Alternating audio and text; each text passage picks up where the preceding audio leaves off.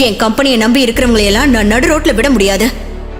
நீ மோசம் பண்ற மாதிரி என்ன நம்பினவங்களை என்னால மோசம் பண்ண முடியாது என்று சொல்லிவிட்டு சந்தனா நகர, நான் போறேன் சந்தனா, நான் அந்த வேலையை செய்யறேன். அவன் அப்படி சொன்னதும் சந்தனா ஓடி வந்து ஹரிஷை கட்டி அணைத்துக் கொண்டாள். நீண்ட நாட்களுக்கு பிறகு சந்தனா தன்னை கட்டிப்பிடித்தது ஹரிஷுக்கு பெரும் மகிழ்ச்சியை தந்தது. இப்பவே பிரதீப் கிட்ட சொல்றேன். சந்தனா உடனே பிரதீப்புக்கு போன் செய்தாள்.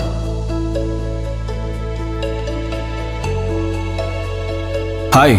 Hello Pradeep, sorry to trouble you. என் ஹஸ்பண்ட் ஹரிஷோட வேலை விஷயமா கால் பண்ணேன். சரி, நாளைக்கு ஆபீஸ் வர சொல்லுங்க. Thank you so much.